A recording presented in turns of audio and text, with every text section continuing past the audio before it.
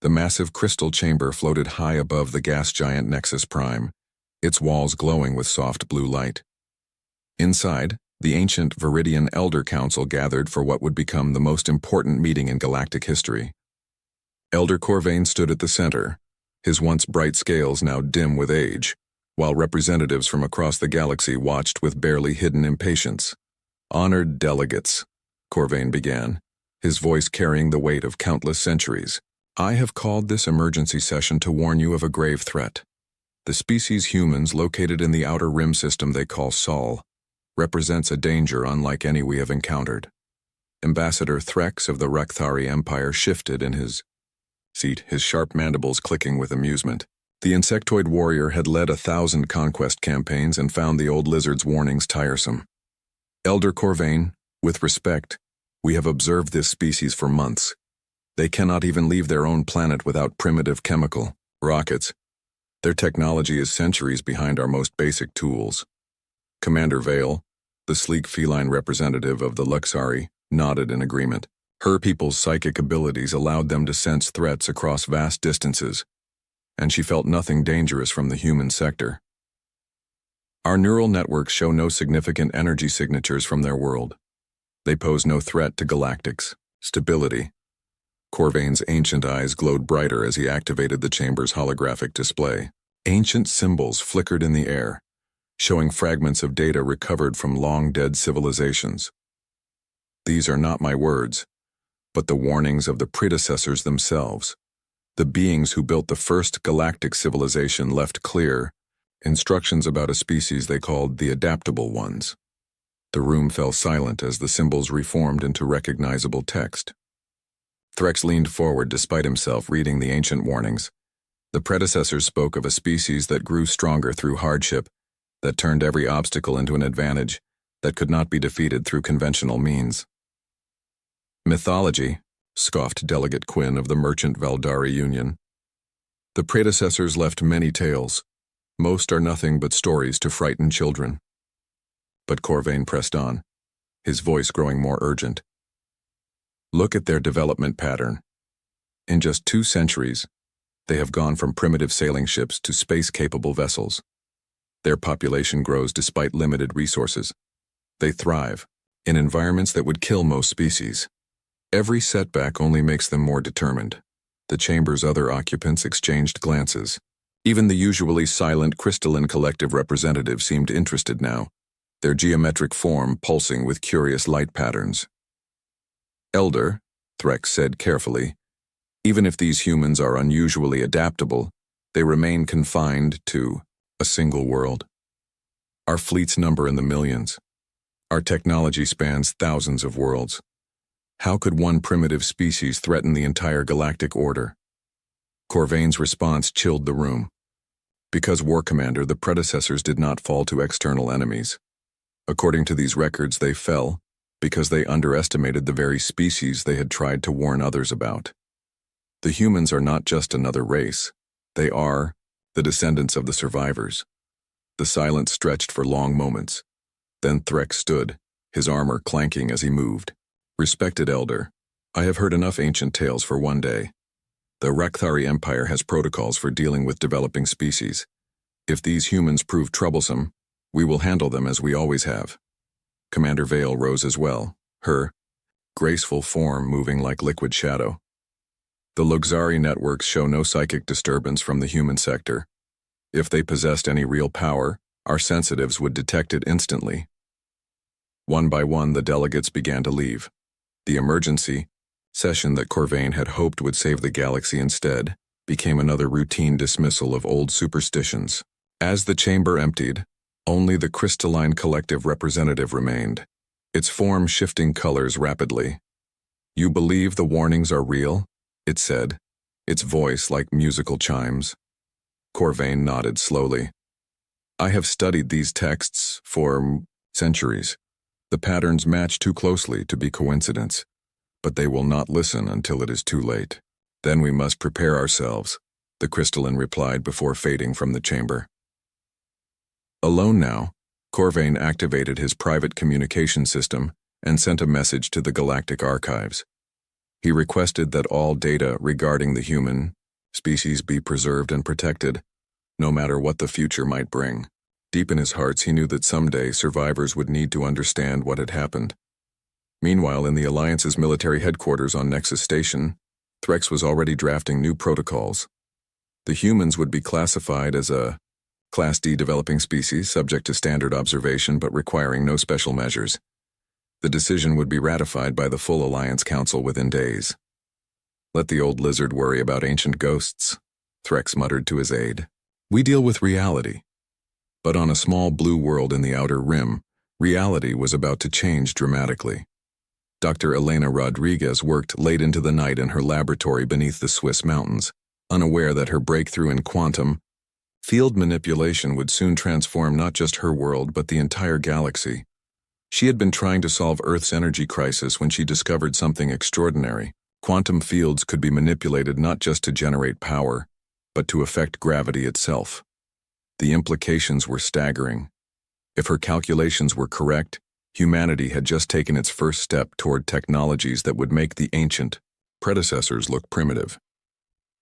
As she ran her final test, quantum energy surged through her equipment in patterns that matched frequency signatures recorded in ancient ruins across the galaxy. Patterns that had been dormant for millions of years were suddenly active again, broadcasting into space whether she knew it or not.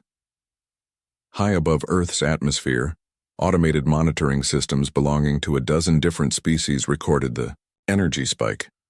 Most dismissed it as natural phenomena or primitive experimentation, but in the deepest archives of the Viridian home world, ancient sensors that had not functioned since the fall of the predecessors suddenly came to life. Elder Corvain felt the vibration through his meditation chambers and knew with terrible certainty that his warnings had come too late. The humans were already awakening to their true potential, and the galaxy was utterly unprepared for what was coming. He sent one final message to the Alliance Council, a desperate plea for them to reconsider their classification of humanity. But the message would arrive 3 days after Threx's military protocols were already approved and distributed to every fleet in the galaxy. The stage was set for the greatest upheaval in galactic history, and the only being who truly understood the danger was an ancient lizard whose warnings no one would believe until the impossible had already happened. 3 months had passed since the Alliance Council dismissed Elder Corvain's warnings, and the galaxy continued its normal rhythms. Trade routes bustled with merchant vessels, military patrols maintained order, and the great civilizations pursued their eternal dance of politics and commerce. None suspected that everything was about to change. The Rakthari Third Fleet cruised through the Outer Rim territories under the command of War Commander Gex, a veteran of dozens of successful first contact operations. His ships moved in perfect formation, their dark hulls bristling with weapons that had conquered countless worlds. Today's mission seemed routine. Investigate energy anomalies detected in the Sol system and make contact with the primitive species called humans. Gex studied the tactical display from his command throne, his mandibles clicking with satisfaction. 30 warships against a species that barely possessed space travel. The outcome was predetermined. According to intelligence reports, the humans had managed to build only a handful of crude vessels, none armed with anything more dangerous than chemical explosives. "Contact ahead, War Commander," reported his sensor operator. "Single vessel approximately 2 kilometers in length. Design is primitive but functional." On the view screen, the human ship New Horizons appeared against the star field. Captain Marcus Webb stood on his bridge, watching the alien fleet with a mixture of wonder and growing concern. This was humanity's first contact with alien intelligence, a moment they had dreamed about for centuries. But the aliens' formation looked distinctly hostile. "Unknown vessels, this is Captain Webb of the Earthship New Horizons," he broadcast on all frequencies. "We come in peace and hope to establish friendly relations between our peoples." Gex listened to the translation with amusement. How quaint that these primitives believed they could negotiate as equals. He activated his communication system and responded with standard Rakthari protocols. "Primitive vessel, you will surrender immediately and prepare to be boarded. Your species will submit to Galactic Alliance authority and accept classification as a protectorate. Resistance will result in destruction." The words hit the human bridge like a physical blow. Chief Engineer Torres, a woman whose family had fought in every major Earth conflict for 3 generations, felt her jaw clench with familiar anger. Communications Officer Park translated frantically, hoping he had misunderstood something. Captain Webb took a deep breath and responded carefully. Unknown. Vessels. We are willing to discuss peaceful relations, but we cannot surrender our sovereignty. Perhaps we can find a solution that benefits everyone. To Gex, this response confirmed everything he had expected. Another primitive species that needed to learn its place through force. He gave orders to his fleet, and tractor beams reached out to seize the human vessel. What happened next shocked every alien sensor operator in the fleet. Instead of surrendering to the tractor beams, the human ship suddenly accelerated at impossible angles. Chief Engineer Torres had activated an experimental gravity drive that Dr. Rodriguez had developed just weeks earlier. The ship twisted through space in ways that violated every known law of physics. Impossible, muttered Gex's tactical officer. Their ship has no visible propulsion, yet it moves like a fighter craft. The human vessel darted between Rakthari ships, its strange drive leaving quantum distortions that confused alien sensors. Captain Webb had no weapons that could threaten the massive alien warships, but he had something else: human ingenuity and a crew that refused to surrender. Torres, can you get us out of here? Webb asked his chief engineer. Working on it, Captain, she replied, her hands flying over controls that combined human technology with principles they barely understood. I'm detecting a massive gravity well from that gas giant. If I can synchronize our quantum field with its orbital mechanics. The aliens watched in growing alarm as the primitive human ship began to glow with energy signatures they had never seen before. Torres was turning the ship's damaged reactor into an improvised gravity slingshot, using the nearby planet's mass to amplify their escape velocity. War Commander Gex ordered his ships to intercept, but the humans had already achieved something that should have been impossible. Their vessel shot away from the fleet at speeds that made pursuit pointless, leaving behind only quantum echoes that baffled Rakthari scientists. The incident report that Gex filed with Alliance Command was met with disbelief. How could a primitive species escape from a full military fleet? The war commander found himself defending his competence before a board of inquiry that refused to believe his tactical recordings. But the real consequences were only beginning. Within hours of the encounter, every intelligence agency in the galaxy had copies of the sensor data.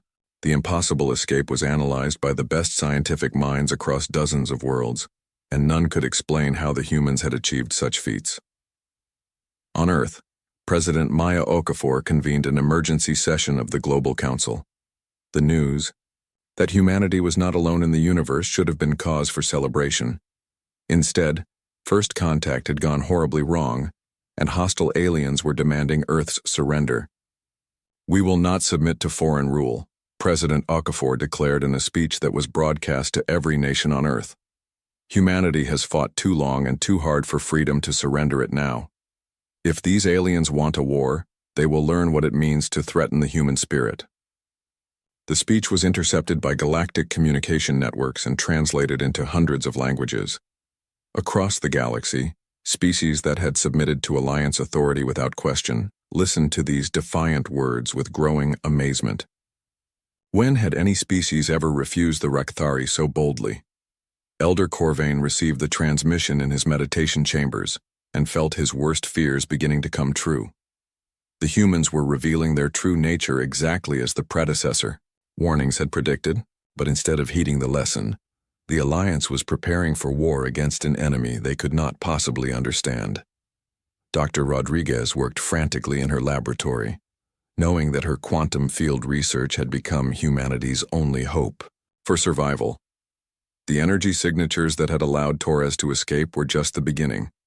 If she could unlock the full potential of quantum manipulation, Earth might stand a chance against impossible odds.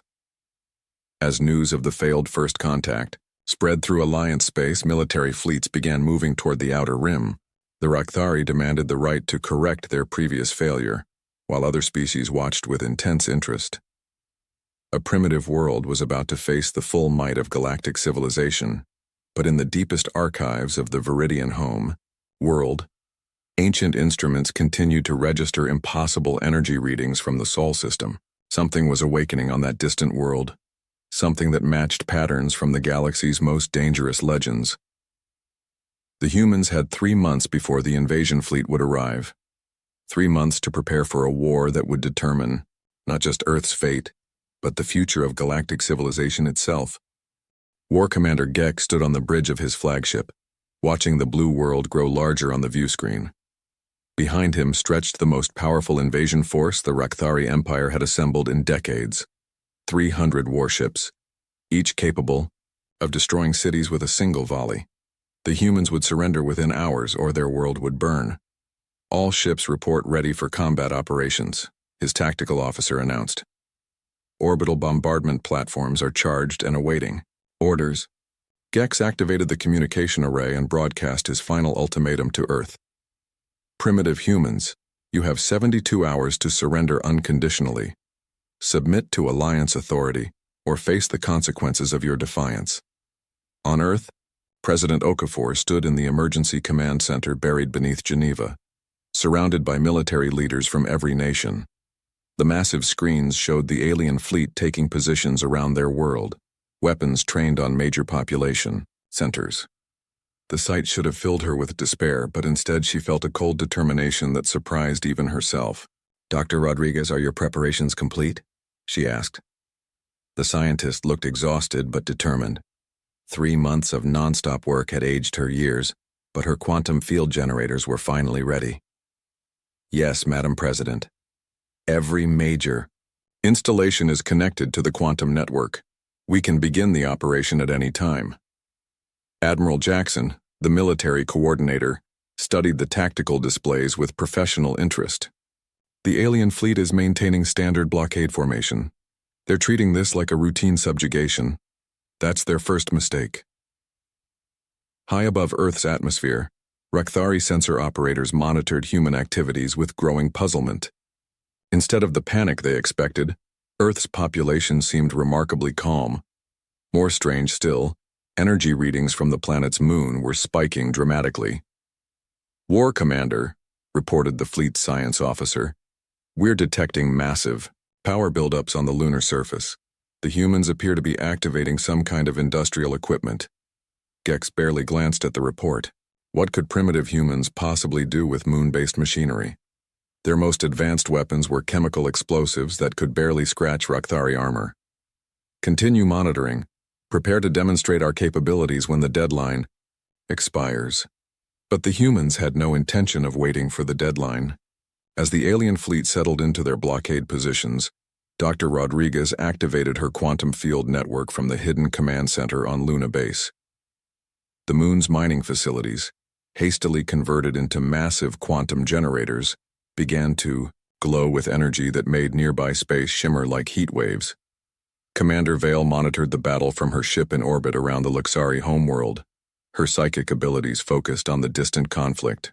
Her people had developed precognitive warfare to an art form, able to predict enemy moves hours in advance. But as she reached out with her mind toward the human fleet, she encountered something impossible: complete psychic silence. "I cannot read their intentions," she reported to her staff with growing unease. "Their minds operate on patterns I have never encountered." The first sign that something was wrong came when Earth's moon began to move. Rakthari navigational computers screamed, warnings as the satellite shifted from its normal orbit, accelerating toward the alien fleet with impossible velocity. Gex stared at the tactical display in disbelief as a celestial body weighing billions of tons maneuvered like a spacecraft. "How are they doing this?" he demanded of his science staff. "Unknown, War Commander. Our sensors detect quantum field distortions around the moon, but the technology involved is beyond our understanding." The moon's trajectory was carefully calculated. Dr. Rodriguez had spent weeks planning this moment, using gravitational mathematics that combined human orbital mechanics with alien technology captured from the previous encounter. The lunar mass would pass close enough to disrupt the alien formation without actually colliding with their ships. But the moon was only the beginning. As Rakthari vessels moved to avoid the approaching satellite, they found themselves facing an even greater surprise. What they had dismissed as a fleeing human evacuation convoy suddenly revealed its true nature. Captain Webb commanded the lead vessel in what appeared to be a desperate escape attempt. His ship New Horizons and 12 others raced away from Earth, seemingly abandoned by a government that could not protect them. The alien fleet moved to intercept what they assumed would be easy targets. All ships, remember the plan. Webby broadcast to his fellow captains. Wait for my signal. The human vessels had been completely rebuilt using Dr. Rodriguez's quantum technology. Their hulls contained field generators that could manipulate gravity, time, and space itself. When the Rakthari plasma weapons fired, expecting to destroy primitive spacecraft, they instead encountered defensive systems that bent the laws of physics. Plasma bolts that should have vaporized human ships simply curved around them, redirected by localized gravity wells. Energy beams meant to slice through metal instead passed harmlessly through hulls that had been shifted slightly out of normal spacetime. But the humans were not content to simply defend. As alien weapons fire intensified, the human ships began their counterattack. They had no plasma cannons or particle beams, but they had something far more dangerous. Human ingenuity applied to alien technology. Each human vessel launched what appeared to be simple kinetic projectiles, chunks of metal fired by electromagnetic railguns. But these projectiles were wrapped in quantum fields that allowed them to phase in and out of normal space. They passed through Rakthari shields as if the energy barriers did not exist, then rematerialized inside alien hulls. The first Rakthari ship to die was destroyed from within when a human projectile materialized in its reactor core. The explosion lit up space like a new star, and suddenly Gex realized he was not fighting primitives but an enemy that operated by rules he could not comprehend. All ships, execute combat maneuvers, he ordered, but his fleet was already in chaos. Human vessels darted between the massive alien warships like angry wasps, their impossible agility making them nearly impossible to target. When plasma fire finally managed to destroy a human ship, the wreckage itself became a weapon. Dr. Rodriguez had programmed quantum fields into every piece of metal, every component. As human vessels died, their debris formed clouds of guided projectiles that sought out alien targets with relentless precision. Commander Vale watched the battle through her psychic network, her mind reeling from what she witnessed. Every prediction her people made proved wrong within moments. The humans fought with a chaos that defied precognitive analysis, adapting their tactics faster than Lexari minds could follow. They are not just random, she realized with growing horror. There is a pattern, but it operates on principles we do not understand. The battle raged for 6 hours, but the outcome became clear within the first 30 minutes.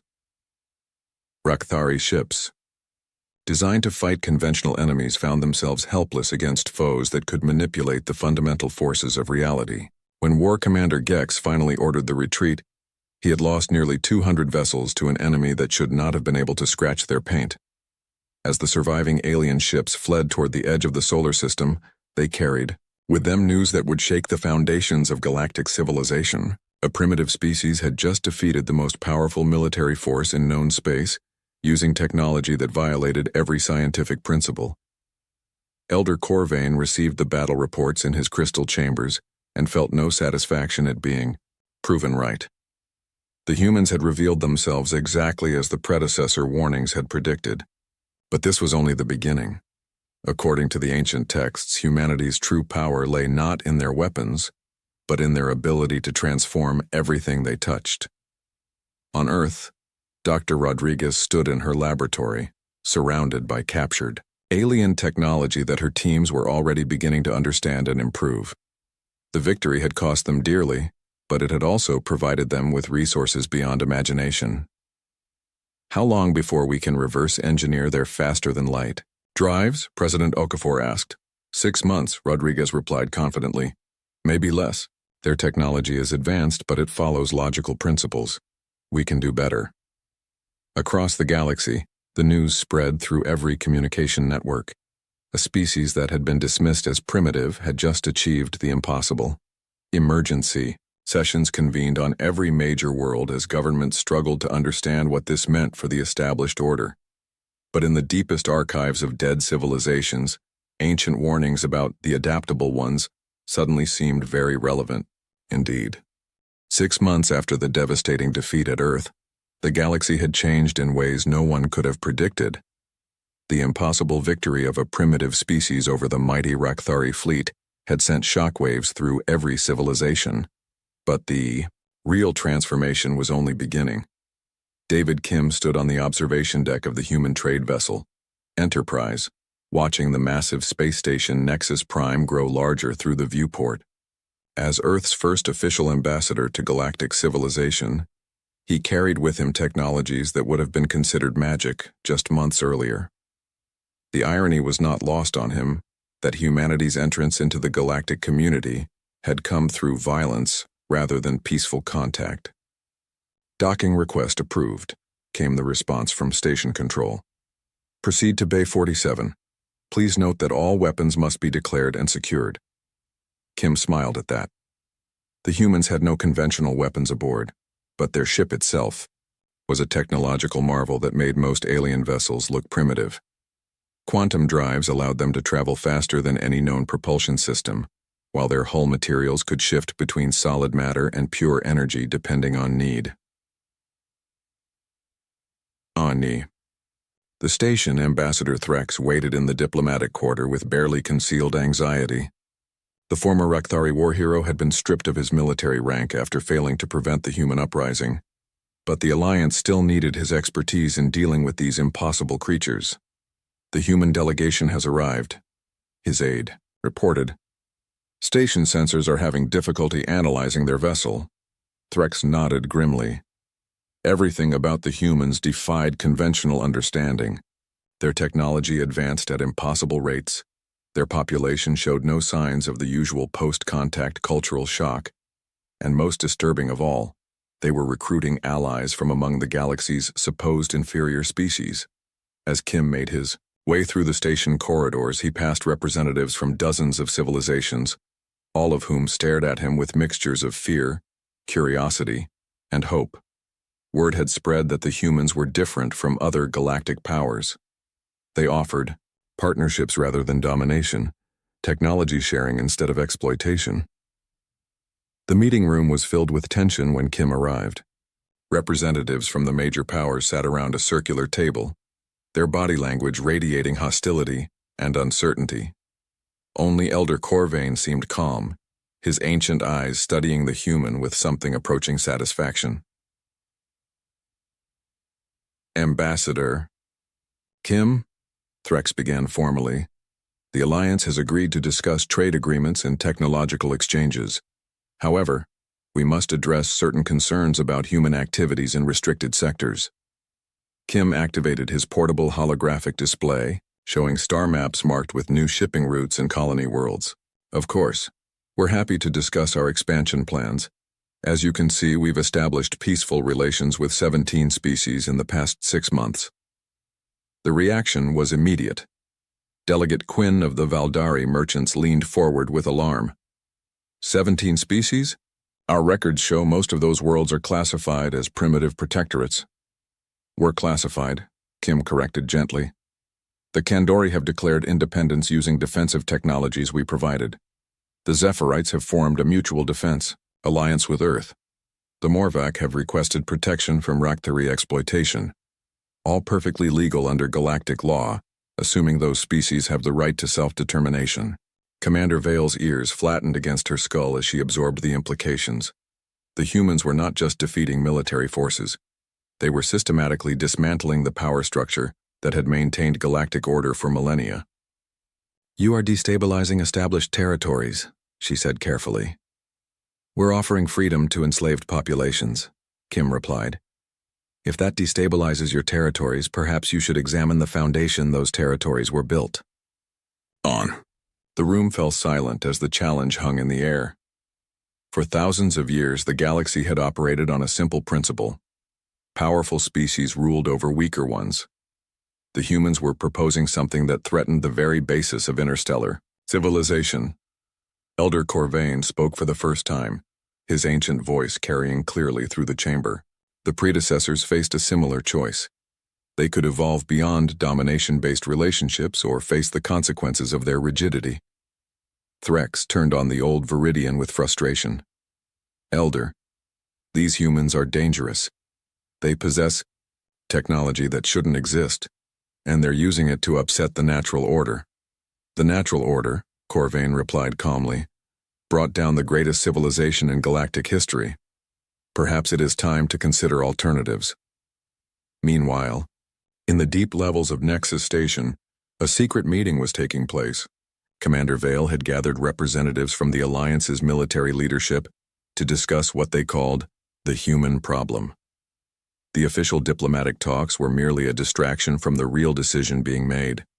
We cannot defeat them, conventionally, admitted Admiral Breck of the Thornian Navy. Their technology advances faster than we can counter it. Every engagement teaches them new capabilities. Then we must consider unconventional solutions, Vale said quietly. The stellar, Cascade weapon remains in our arsenal. It has never been used, but simulations suggest it could sterilize an entire star system. The weapon was a legacy of the ancient wars, a planet killer so terrible that it had been banned by universal treaty. But faced with a threat that could destroy their civilization, some were willing to break any law. The humans have spread to multiple worlds, pointed out the crystalline representative. We would need to strike simultaneously at 17 targets. Then we strike simultaneously, Vale replied. One coordinated attack to eliminate the threat before it spreads further. But the humans had not been idle during the month since their victory. Lieutenant Nova Singh moved through the station's maintenance areas with the silent grace that had made her Earth's most effective intelligence operative. Her mission was to gather information about Alliance intentions, and what she discovered chilled her to the bone. Singh's cybernetic implants, enhanced with quantum processors derived from captured alien technology, allowed her to interface directly with the station's computer networks. The security systems that should have stopped her were designed for conventional threats, not for an operative whose brain could think in quantum superposition. The Stellar Cascade project files made for horrifying reading. The Alliance was preparing to commit genocide on a scale that would make their previous conquests look merciful, but they had underestimated human adaptability once again. Back on Earth, Dr. Rodriguez had not been idle either. The captured alien technology had revealed possibilities that excited her scientific mind, even as they terrified her human conscience. The quantum field generators that had saved Earth could be linked across interstellar distances, creating a network that would make humanity effectively immortal. The quantum resonance beacons are ready for deployment, she reported to President Okafor during their daily briefing. Once activated, human consciousness can be stored and transmitted across the galaxy. Even if they destroy our physical bodies, we can regenerate anywhere the network exists. The President studied the technical specifications with growing amazement. How many beacons do we need? We've already deployed them, Rodriguez admitted. Every human ship, every trade mission, every diplomatic contact has been quietly installing quantum resonance points. The network is already operational. As Kim continued his negotiations on Nexus Station, he was unaware that his ship carried one of these quantum beacons, hidden within systems that alien sensors could not detect. Every human presence in the galaxy was part of a vast network that would ensure their species' survival no matter what their enemies might attempt. The game was changing once again, but this time the humans were several moves ahead of their opponents. The Alliance still thought in terms of conventional warfare and territorial control, while humanity had already transcended such limitations. In her hidden chambers beneath the station, Commander Vale made the final preparations for what she believed would be humanity's doom. The Stellar Cascade weapon was almost ready, and coordination with Alliance fleets would begin within hours. But Lieutenant Singh had already transmitted the complete battle plans to Earth, where military strategists were preparing a response that would once again prove that underestimating humans was the galaxy's greatest mistake. The countdown to galactic war had begun. Across Alliance space, military fleets moved into position for Operation Final Solution. the coordinated strike that would eliminate humanity from the universe. Commander Vale watched the preparations from her command center with grim satisfaction, believing that the galaxy's greatest threat would soon be nothing but radioactive dust. But Elder Corvain had made a desperate decision that would change everything. The ancient Viridian abandoned his meditation chambers for the first time in decades, carrying with him the complete archives of predecessor civilization. His destination was Earth, and his mission was to reveal a truth that would shake the foundations of galactic understanding. His ship dropped out of hyperspace near Earth's moon, immediately surrounded by human patrol vessels. The quantum signatures his vessel carried were so ancient that human sensors initially classified them as natural phenomena. Only Dr. Rodriguez recognized the energy patterns from her research into the quantum field technology. "This is Captain Martinez of the Earth Defense Force," came the challenge over the communication system. "Identify yourself and state your purpose." "I am Elder Corvain of the Viridian Council," the old alien replied, his voice heavy with exhaustion and urgency. "I carry information that will save both our species. I request immediate transport to your planetary leaders." Within hours, Corvain stood in the emergency council chamber beneath Geneva, facing President Okafor and the assembled leaders of humanity.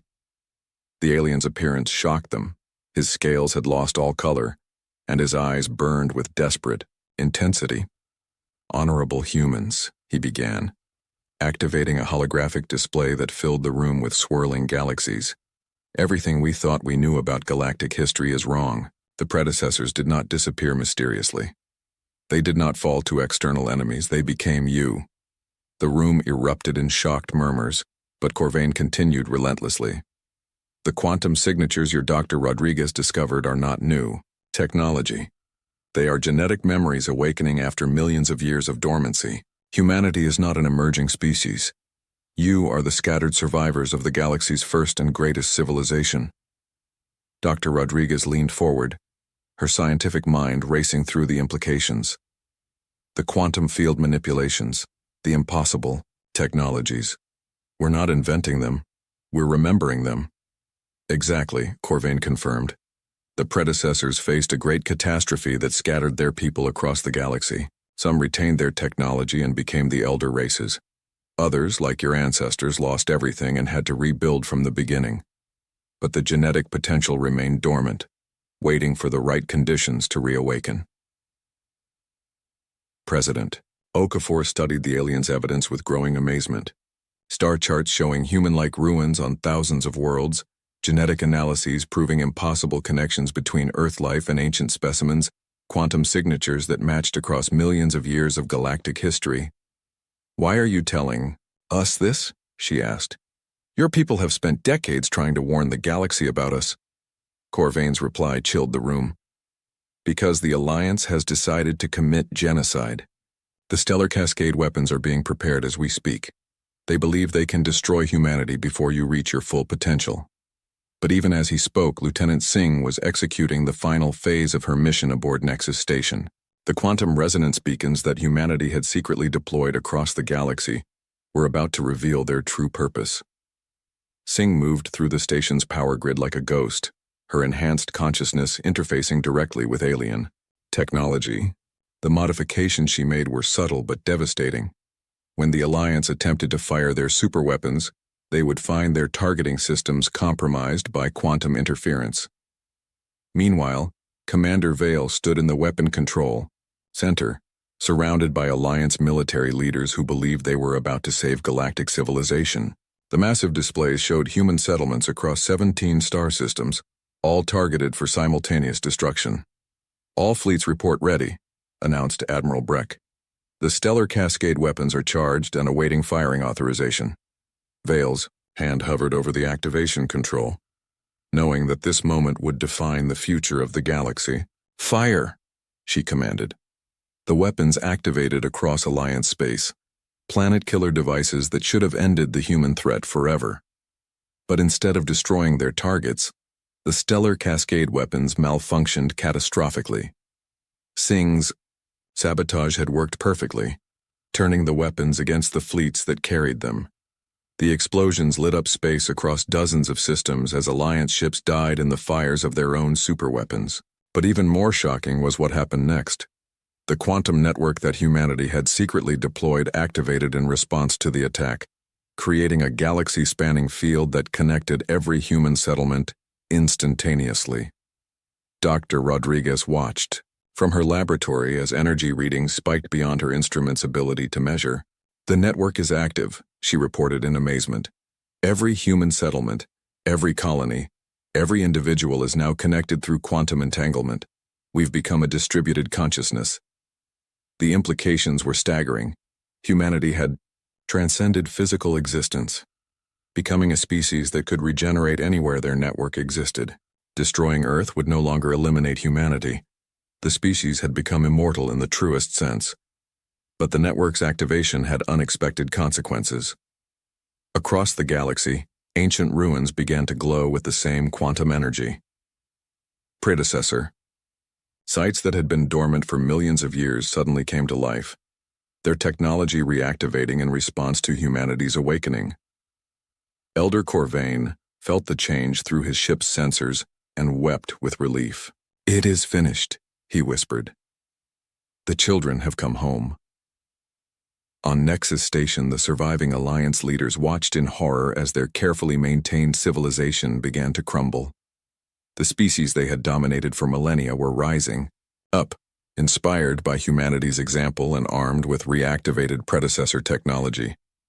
Commander Vale made one final, desperate attempt to complete her mission. Racing to the backup weapon systems, she tried to manually activate the remaining stellar cascade devices. But Singh was waiting for her. The human operative's quantum-enhanced reflexes making her faster than Luxari thought possible. The brief struggle ended when Singh disabled the weapon's control systems permanently, ensuring that the galaxy's most terrible weapon could never again be used for genocide. "Why?" Vale gasped as Alliance security forces surrounded them both.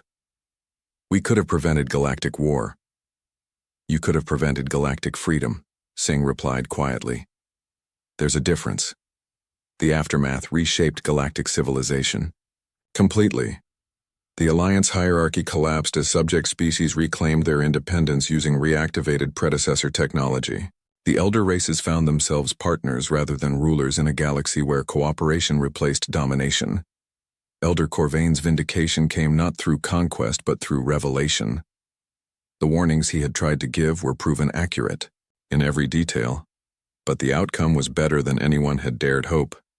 Humanity's return had not destroyed galactic civilization. It had transformed it into something worthy of the predecessor's legacy. In the years that followed, Dr. Rodriguez worked alongside alien scientists to unlock the full potential of the quantum network. Ancient technologies were restored and improved, creating wonders that surpassed even predecessor achievements. The final revelation came when the network reached full activation. Deep in the galactic core, an ancient message began broadcasting, the last words of the original predecessor civilization. They spoke of their greatest fear, that their descendants would repeat their mistakes, choosing domination over cooperation, power over wisdom. But humanity's awakening had proven that evolution was possible. The scattered children of the galaxy's first civilization had returned not as conquerors, but as teachers, showing that even the most entrenched systems could change when faced with an alternative they had never imagined. Elder Corvain spent his remaining years documenting the transformation, ensuring that future generations would understand how close the galaxy had come to repeating ancient disasters. His final words became the foundation of a new galactic charter. When we stopped fearing change, we finally became worthy of our heritage. The humans had proven unstoppable, not through superior weapons or devastating technology, but through their refusal to accept that any system was permanent. They had challenged the galaxy to evolve, and in the end, everyone had emerged stronger for the experience. The massive space station floated in the darkness above Nexus Prime. Inside its gleaming halls, Ambassador Elena walked quickly toward the council chamber. Her heart was beating fast. Something was wrong. The emergency meeting had been called, with no warning, and the alien faces around her looked angry. Elena had been Earth's representative for only 6 months since humans joined the galactic community. She still felt nervous around some of the stranger alien species. The Thelians looked like giant lizards with sharp teeth. The crystal beings called Volumians glowed with strange lights, and the slug-like creatures from the outer rim left trails of slime wherever they went. Admiral Korvac stood at the center of the chamber. His green scales reflected the bright lights above. His yellow eyes stared at Elena as she took her seat. When he spoke, his voice was cold and harsh. "We are here because of a serious problem," Korvac announced. 3 days ago, a human ship entered restricted zone Omega-7. This is forbidden by galactic law. Elena felt her stomach drop. She knew about the restricted zones. They were marked clearly on all the star maps. No ships were allowed to enter them for any reason. But which human ship could have made such a terrible mistake? The ship was called New Horizon, Korvac continued. It carried 2,000 humans toward the outer colonies. Our patrol ship stopped it before it could damage the sacred breeding grounds of the Mothek Collective. Elena's hands gripped the arms of her chair. The New Horizon was humanity's second colony ship. It carried families hoping to start new lives on a distant world. 400 of those people were children.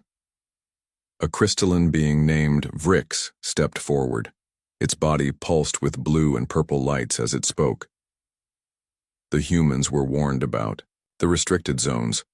The area has been protected for 300 years. We had no choice but to follow safety rules. What safety rules? Elena asked, standing up quickly. What happened to my people? The chamber became quiet. Elena could hear her own heartbeat in the silence. Korvac's mouth curved into what might have been a smile, showing rows of sharp teeth. "Standard procedure, Ambassador," he said. "The ship and everyone on it has been placed in temporal stasis. They have been moved to Containment Facility 7 for proper cleaning and testing." Elena felt cold fear wash over her. Temporal stasis? How long does this cleaning process take? Vrix's lights shifted to a calm green color. Usually between 50 and 100 standard years. The words hit Elena like a physical blow. 50 to 100 years. The children on that ship would grow old and die in their sleep. Their parents would never see the new world they had dreamed of. Entire families would be lost. "You cannot be serious," Elena said, her voice shaking. "These are families, children. They made an honest mistake with their navigation." "The law is clear," Korvac replied. "No exceptions can be made. The sacred breeding grounds must be protected from contamination."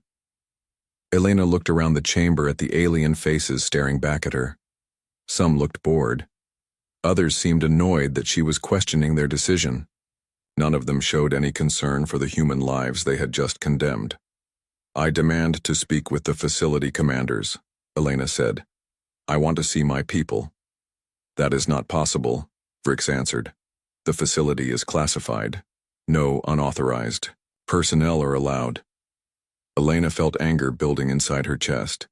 These aliens were talking about human lives like they were discussing cargo containers. They had sentenced 2,000 people to die in their sleep, and they acted like it was a simple paperwork problem. "I will contact Earth immediately," Elena said. "My government will not accept this. Your government will follow galactic law," Korvac said firmly, "or Earth will face consequences." Elena stared at the alien admiral. Was he threatening her entire planet? She had heard rumors about what happened to species that challenged the Galactic Council too strongly. Some had faced economic sanctions. Others had simply disappeared from the star charts. As Elena prepared to leave the chamber, her communication device buzzed with an urgent message. She looked at the screen and felt her blood turn to ice. The message was from Earth's deep space monitoring stations. Fleet movement detected in Sol system. Unknown alien ships gathering near Jupiter. Elena looked up at Korvac. The alien admiral was watching her with those cold yellow eyes. He knew something. They all knew something. "Is there something you want to tell me about the ships near my homeworld?" Elena asked. "Earth's protection depends on Earth's cooperation," Korvac replied. "I suggest you remember that when you make your report." Elena realized with growing horror that this was not just about one lost colony ship. This was about power. The Galactic Council was showing humanity what happened to species that did not obey without question. The New Horizon had been used as an example, but as Elena left the chamber, she received another message on her personal communicator. This one made her heart race with both fear and hope. Admiral Marcus Stone of the Earth Defense Force was requesting immediate communication. His message was brief but clear. Elena, we have lost contact with the New Horizon. Our fleet is moving to investigate. Whatever you do, do not let them know we are coming. Elena deleted the message quickly and tried to keep her face calm as she walked through the station corridors. But inside, her mind was racing.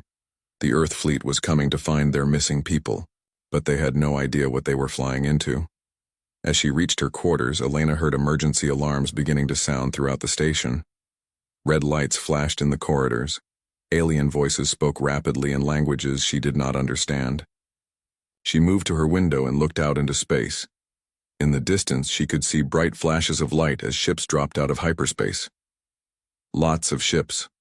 The lights were getting brighter and closer. Elena counted at least 30 vessels, all bearing the blue and white colors of the Earth Defense Force. Admiral Stone had not come alone. He had brought a battle fleet. Elena's communication device buzzed again.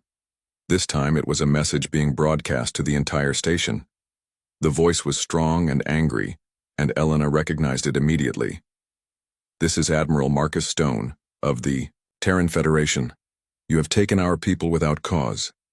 You have 48 hours to return them alive and unharmed, or we will consider this an act of war against humanity. Elena closed her eyes and took a deep breath. The humans had just declared war on the most powerful military force in the galaxy, and they had done it to save their children. The Galactic Council had made a terrible mistake.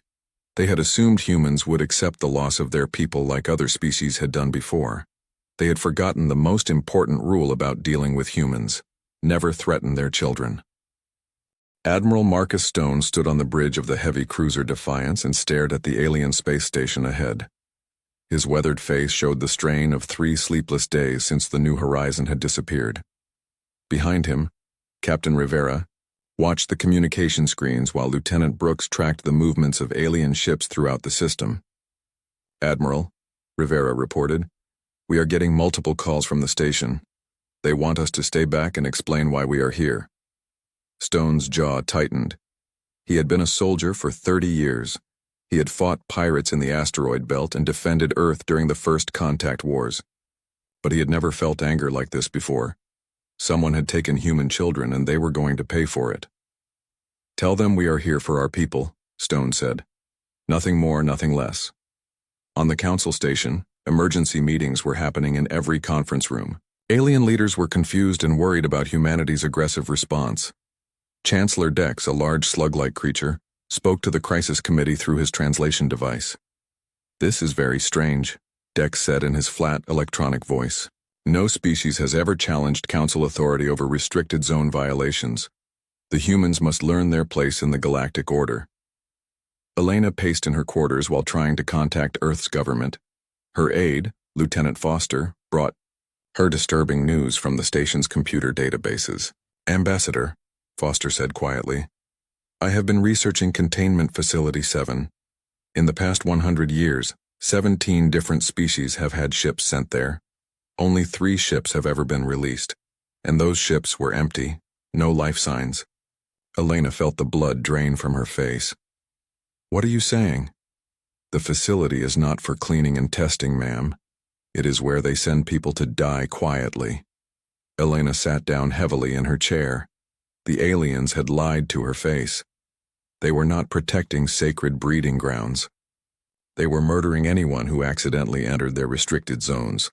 And now 2,000 humans were trapped in that death facility. Meanwhile, on the Defiance, Admiral Stone received Elena's coded message. The transmission was short, but devastating. The Galactic Council had sentenced 2,000 human colonists to death for making a navigation error, and they had threatened Earth itself to keep humanity quiet about it. Stone turned to his communications officer. Open a channel to all council ships in the system. Channel open, sir. Stone's voice was cold and deadly as it traveled across space. This is Admiral Stone of the Terran Federation. You have 48 hours to return our people unharmed and awake, or we will consider this an act of war. The response came quickly from Admiral Korvac on the station. The alien's voice was full of anger and threat. You dare threaten the Galactic Council? Your tiny fleet is surrounded by our forces. Surrender now or be destroyed. Stone looked at his tactical display. The aliens were right. His 30 ships faced over 100 Council vessels. The odds were impossible. But Stone had learned something important during humanity's rise to the stars. Sometimes the right thing to do was also the hardest thing to do. Let them come, Stone said quietly.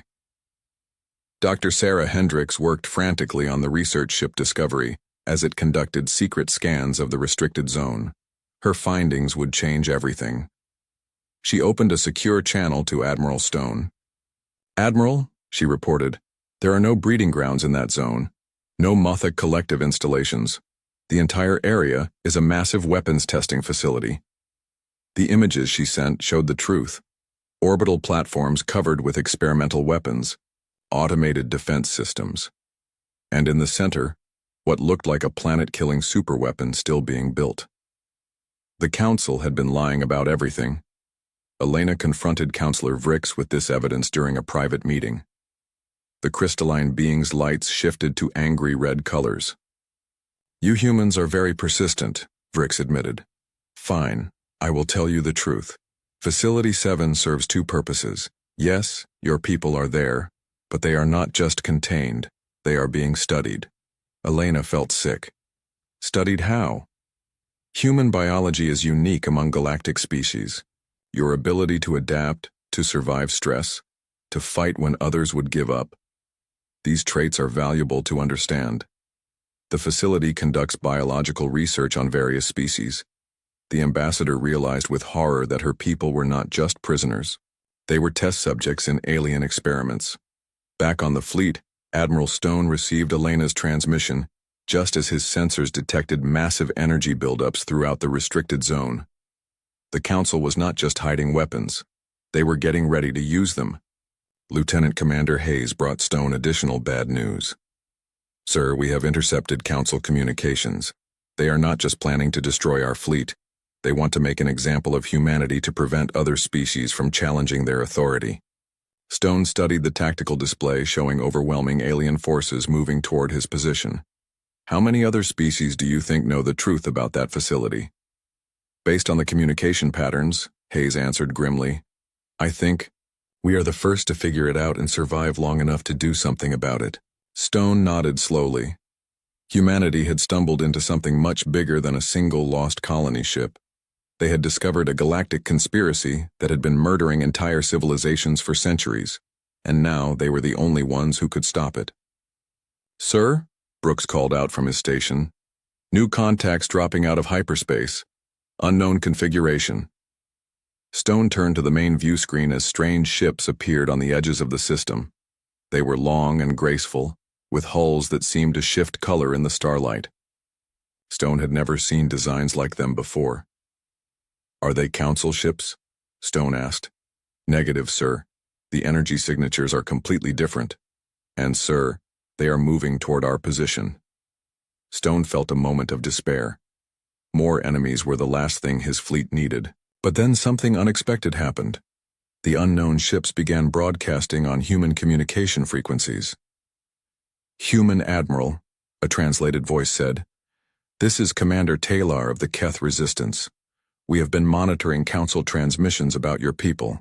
The facility where they are held has claimed many of our children as well. Stone stared at the view screen as one of the alien ships moved closer. He could see its graceful lines and the battle scars on its hull. These were not Council ships. These were rebels. How many ships do you have, Commander? Stone asked. 47 vessels remain of our fleet. But Admiral, we have something more valuable than ships. We have complete maps of Containment Facility 7 and the weapons platforms protecting it. Stone felt hope for the first time in days. His 30 ships and 47 rebel vessels still faced impossible odds, but now they had allies who knew the enemy's secrets. Commander Talar, Stone said, I think we need to talk. As the two fleets moved closer together, Elena watched from her window on the station. The Galactic Council was about to learn a hard lesson about humanity. When humans found friends who shared their values, they became twice as dangerous. And when those friends had also lost children to the Council's cruelty, they became unstoppable. Dr. Sarah Hendricks stared at her scanner readings with growing horror. The research vessel Discovery had been conducting secret scans of restricted zone Omega-7 for 6 hours. What she found there would change everything humanity thought they knew about the Galactic Council. Admiral Stone, she reported through encrypted channels, there are no breeding grounds here, no sacred sites. This entire zone is a massive military research facility. The images she transmitted showed the truth. Dozens of orbital weapons platforms floated in the darkness. Automated defense networks surrounded a central facility that bristled with experimental weapons. And at the heart of it all, a massive structure that could only be a planet-killing superweapon. Stone studied the images on his command screen. How long have they been building this? Based on the construction patterns, Dr. Hendricks replied, at least 50 years, maybe longer. Admiral, some of these weapons are beyond anything in our databases. They could destroy entire star systems. On the Council station, Ambassador Elena used her diplomatic access codes to dig deeper into the facility's records. What she found made her sick to her stomach. She requested an urgent private meeting with Counselor Vrix. The crystalline being met her in a secure conference room. Its body pulsed with calm blue lights, but Elena could see traces of red anger beneath the surface. Your people are asking too many questions, Ambassador, Vrix said. This is becoming problematic. Elena placed a data pad on the table between them. I know what Facility 7 really is. I know about the weapons testing, and I know what you have been doing to the prisoners. Vrix's light shifted to warning orange. You should be careful about making accusations you cannot prove. I can prove it, Elena replied. Your own records show 17 species have had ships sent to that facility in the past century. None of their people ever came home. They all died in your experiments. The alien counselor was quiet for a long moment. When he spoke again, his musical voice carried a tone of cold threat. Very well. Since you have learned the truth anyway, I will explain. Facility 7 serves multiple purposes. Yes, it tests weapons, but it also conducts valuable biological research. Elena felt her hands shaking with anger. You mean torture? We prefer the term genetic analysis, Vrix replied. Different species have different abilities. Humans, for example, have remarkable healing rates and stress tolerance. The Keth had incredible reflexes and tactical thinking. The Borrelian colonies showed amazing adaptation to hostile environments. Had? Elena asked. What happened to the Keth? Vrix's lights pulsed with what might have been satisfaction. They challenged council authority in their home system. A plague wiped out 90% of their population within a year. Very tragic. Elena realized with growing horror that the plague had not been natural. The council had tested biological weapons on an entire species, and now they plan to do the same to humanity. The New Horizon prisoners, Elena said. What are you doing to them? Standard procedures, Vrix answered.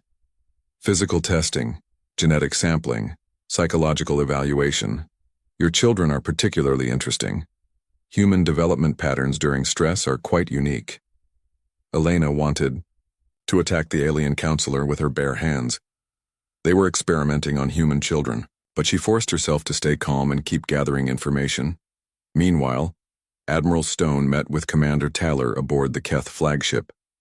The alien commander was tall and lean, with metallic skin that shifted colors with her emotions. Right, now her skin showed deep bronze determination mixed with silver grief. Your people have suffered greatly, Stone said as he studied tactical displays of the facility. The Council destroyed my homeworld, Talar replied. They claimed it was disease, but we learned the truth too late. The plague was created in facility, and using samples taken from Keth prisoners. Stone felt a chill run down his spine. How many species have they done this to? We estimate at least 23 civilizations have been eliminated or reduced to slavery over the past 3 centuries. The Council rules through fear and murder. Taylor showed Stone detailed maps of the facility. It was massive, with dozens of levels and thousands of prison cells. The defense systems were nearly impenetrable. Automated weapons, energy barriers, and a garrison of Council troops made direct assault almost impossible. There is one weakness, Taylor said, pointing to a section of the facility. The entire complex runs on a single massive reactor core. If we could overload it, the explosion would destroy the weapons platforms and cripple their defenses. How do we get to the reactor? Stone asked. Someone would have to infiltrate the facility from the inside. It would be a suicide mission. Stone studied the plans carefully. The reactor chamber was deep inside the complex, surrounded by layers of security. Even if someone reached it, they would never escape the explosion. Back on the station, Elena received a coded message from Dr. Martinez, aboard the captured New Horizon. The colony ship's medical AI had been secretly monitoring the crew during their imprisonment. Martinez had managed to send a brief transmission through the facility's data networks. Ambassador, the weak signal revealed, the experiments are worse than you know. They are not just studying us. They are trying to create hybrid soldiers using genetic material from different species. Some of the children have been subjected to genetic modification procedures. Elena felt tears of rage running down her face. The aliens were not just killing human children. They were trying to turn them into weapons. Elena's communication device buzzed with an urgent message from Admiral Stone. The joint human-Keth fleet was preparing for their assault on the facility, but they needed someone on the inside to help them reach the reactor core. Elena made her decision. She was going to volunteer for the infiltration mission. Lieutenant Foster, she called to her aide, I need you to help me steal a shuttle. Ma'am? Foster looked confused. The fleet needs someone inside that facility. Someone who can reach the reactor and rescue the prisoners. It has to be me. Foster stared at her. Ambassador, that is a suicide mission. Maybe, Elena replied. But those children are counting on us, and I would rather die fighting than live knowing I could have saved them. As Elena prepared for her dangerous mission, long-range sensors detected something that changed everything. Massive ships were dropping out of hyperspace throughout the system. Council reinforcements were arriving, including vessels that dwarfed anything humanity had ever seen. Admiral Korvac's voice boomed across all communication frequencies. This is your final warning, humans. Surrender now, or we will destroy every human world in the galaxy. The largest ship was 12 kilometers long and bristled with enough weapons to crack planets. It was the Council's ultimate weapon, and it was moving toward the human fleet. Stone looked at his tactical display. The odds had just become completely impossible.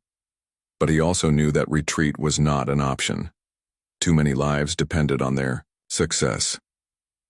All ships, Stone broadcast to his fleet, prepare for battle. Remember what we are fighting for.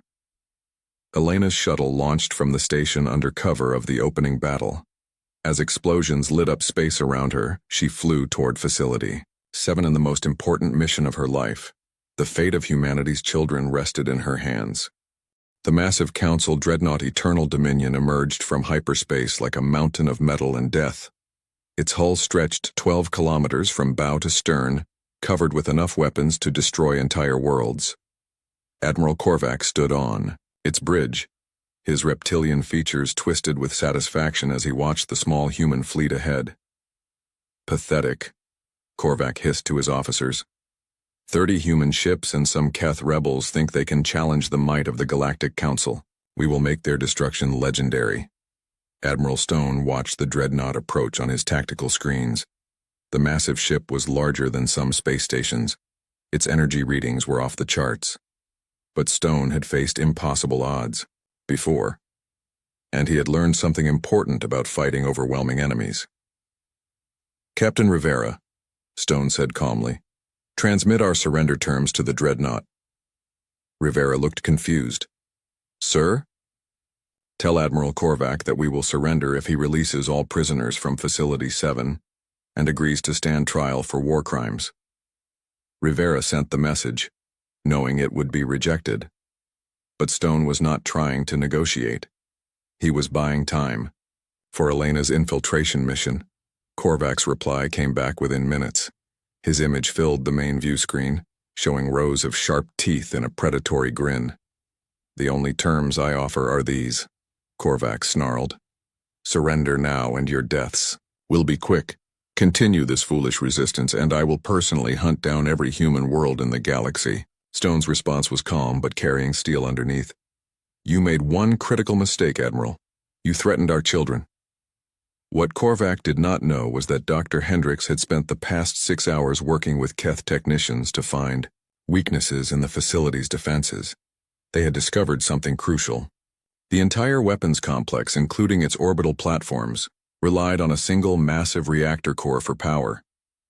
Elena's shuttle approached Facility 7 using stolen Council authorization codes. The massive structure looked like a metal asteroid, covered with weapon turrets and sensor arrays.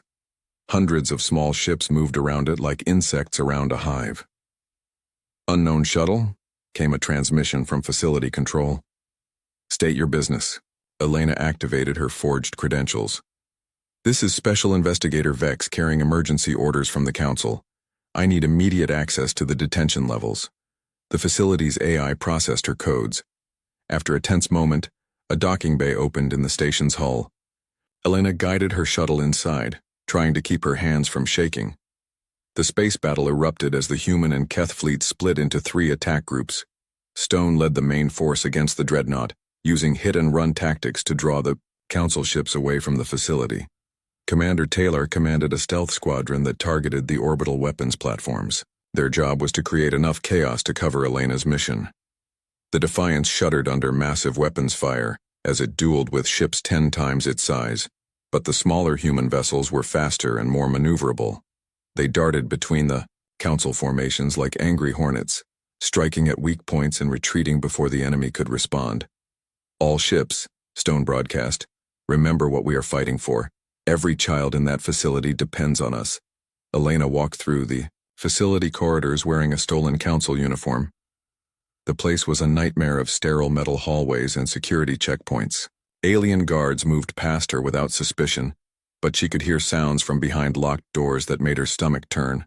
Screams, crying, the hum of medical equipment. Elena found a computer terminal and accessed the facility's prisoner database. What she saw made her hands shake with rage. Thousands of beings from dozens of species were held in the complex. Some had been there for decades, children who had grown old in captivity. Families separated for experiments. And then she found the New Horizon crew. Dr. Martinez and the other colonists were being held in Section 7 Alpha. According to the records, the children were in separate medical wings undergoing genetic compatibility testing. Elena felt sick as she realized what that meant. Elena made her way to Section 7 Alpha, avoiding patrols and security cameras. The detention area was a maze of holding cells and medical laboratories. The sight that greeted her was heartbreaking. Hundreds of stasis pods lined the walls, each one containing a human colonist. Men, women, elderly people, all trapped in artificial sleep. But some of the pods were empty. And according to the facility records, those people were not coming back.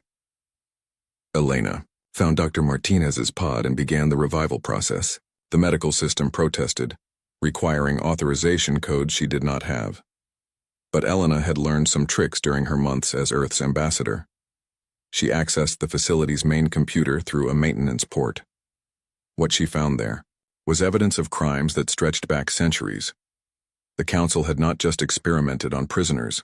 They had systematically eliminated any species that showed potential to challenge their authority. The Keth Plague. The Borrelian Genetic Plague. The mysterious disappearance of the Nexari Federation. All of it had been planned and executed by the Council, using weapons developed in this facility. Elena downloaded everything to a portable drive while beginning the process of waking the human prisoners. Dr. Martinez was the first to regain consciousness, his eyes focusing slowly on Elena's face. "Ambassador," he whispered, "how did you find us?" "Your people came looking for you, Doctor. All of them. Elena explained the situation quickly while Martinez helped wake other colonists. They had to move fast. The battle outside was providing cover, but it would not last forever. The children, Martinez said urgently. They took the children to the medical wing. Elena, what they are doing to them? Elena felt her blood turn to ice. What kind of experiments? Genetic modification. They are trying to create hybrid soldiers by combining human DNA with other species. Some of the children, they do not look human anymore. Elena closed her eyes and took a deep breath. When she opened them again, her face was hard with determination. Take me to them. The medical wing was a chamber of horrors. Children floated in tanks filled with strange fluids, their bodies connected to machines that pumped alien genetic material into their veins. Some had grown scales or extra limbs. Others had been so changed that Elena could barely recognize them as human. My God, Elena whispered. How do we save them? We cannot reverse all the changes, Martinez said sadly, but we can stop the process and get them out of here. Elena and Martinez worked frantically to free the children while other colonists sabotaged the facility's systems. They had to reach the reactor core and overload it before Korvac's forces overwhelmed the human fleet. But as they prepared to make their final push toward the reactor, alarms began blaring throughout the facility. Security forces were converging on their position. They had been discovered. Elena looked at the rescued children, some of them barely recognizable as human. She thought about Admiral Stone and Commander Taylor fighting impossible odds in space, above. She thought about the centuries of alien cruelty hidden in the facility's computers. Dr. Martinez, she said quietly, get everyone to the escape pods. I am going to finish this. Elena, you cannot reach the reactor alone. Elena smiled grimly. Watch me. As Elena ran toward the facility's reactor core, explosions rocked the structure around her. The space battle had reached its climax. Through the facility's windows, she could see the massive dreadnought trading fire with Stone's fleet. But Elena also saw something else. More ships were arriving in the system. Ships she did not recognize. And they were opening fire on Council vessels. The galaxy was rising up against its oppressors, and humanity had lit the fuse. Elena ran through the facility corridors as explosions shook the walls around her. Emergency lights flashed red, and alien voices shouted orders in languages she did not understand. Behind her, she could hear the heavy footsteps of Council security, forces closing in. The reactor chamber was 3 levels below her current position. According to the facility maps, she had to pass through 2 security checkpoints and a heavily defended engineering section. The odds of reaching it alive were almost 0, but Elena had seen what the Council did to human children. She had witnessed centuries of alien cruelty hidden in computer files, and she knew that Admiral Stone and his brave crew were fighting impossible odds in space above her. She was not going to let them down. Elena reached the first security checkpoint and found it abandoned. The guards had been called away to deal with the escaping prisoners. She used her stolen access codes to open the blast doors and continued deeper into the facility. In space above, the battle had reached desperate intensity. Admiral Stone's flagship, Defiance, traded fire with Council vessels 10 times its size. The ship's hull was scarred with weapon burns, and several sections had been sealed off due to damage, but Stone refused to retreat. Captain Rivera, Stone called out over the noise. Of battle, status report. Hull breaches on decks 4 and 7. Main weapons at 60%, but Admiral, look at this. Rivera pointed to the tactical display. New ships were arriving throughout the system. Vessels Elena did not recognize were dropping out of hyperspace and immediately opening fire on Council forces. Who are they? Stone asked. Unknown configurations, but they are definitely hostile to the Council. Sir, I think word has gotten out about the facility. Stone realized what was happening. The evidence Elena had discovered was being broadcast across the galaxy. Species that had been enslaved by the Council for centuries were finally rising up, and they were all converging on this system to destroy the weapons facility. Admiral Korvac watched the battle from his massive dreadnought with growing fury. His fleet was under attack from multiple directions. Rebel ships he thought had been destroyed years ago were appearing throughout the system, and his own forces were being overwhelmed by the sheer number of enemies. "How many species are out there?" Korvac demanded. "At least 12 different factions, Admiral," his tactical officer reported. "The Nexari survivors, Borrelian resistant cells, Keth refugee fleets, and others we do not recognize." Korvac's yellow eyes burned with rage. "Then we end this now. Activate the Omega Protocol." Elena reached the second security checkpoint and found herself facing 4 heavily armed guards. The aliens raised their weapons as soon as they saw her, but Elena was ready. She rolled behind a support beam as energy blasts scorched the air where she had been standing. Elena had never been a soldier, but months of diplomatic work in dangerous situations had taught her a few things about survival. She used her knowledge of the facility's layout to outmaneuver the guards, leading them into a maintenance area where she could use the narrow corridors to her advantage. When the firefight was over, 3 guards were unconscious, and 1 was calling for reinforcements. Elena took their weapons and access cards before continuing toward the reactor chamber. Dr. Martinez and the rescued colonists made their way to the facility's escape pod bays. The children who had been subjected to genetic experiments were weak and confused. Some could barely walk, but Martinez and the other adults carried them, determined to get every human off the station alive. "Doctor," one of the colonists called. "Out. The facility self-destruct has been activated.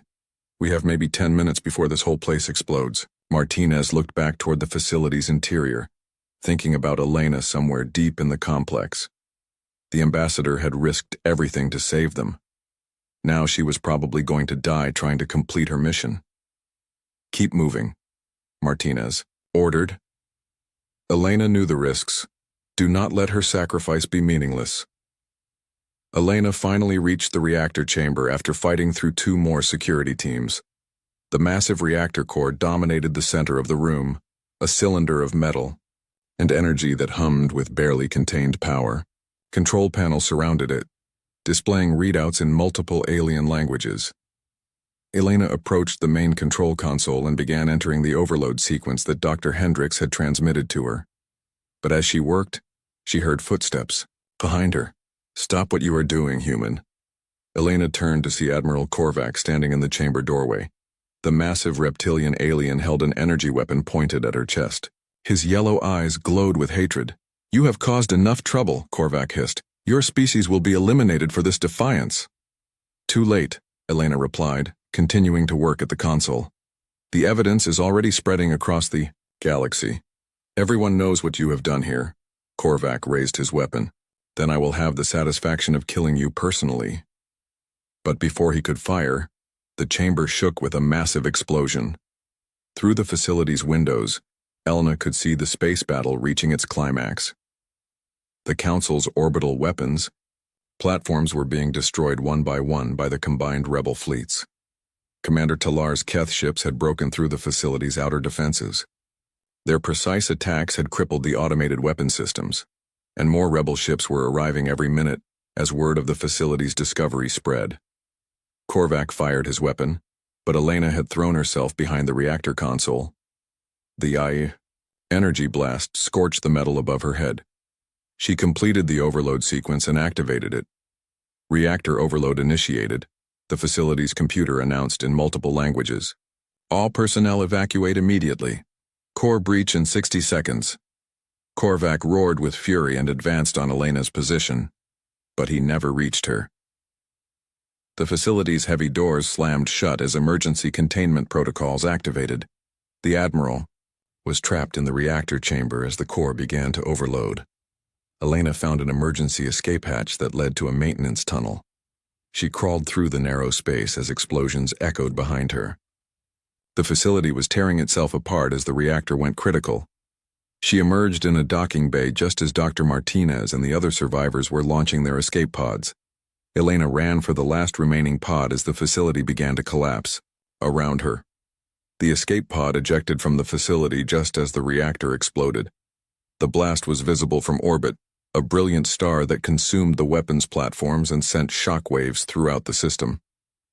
Admiral Korvac's dreadnought, caught in the explosion, broke apart like a toy. Elena's pod was picked up by Commander Taylor's flagship, As she was brought aboard, Elena looked back at the facility's remains. The nightmare was finally over. Admiral Stone's voice came over the communication system. "All vessels, this is Admiral Stone. The facility has been destroyed. Repeat, the weapons facility has been eliminated."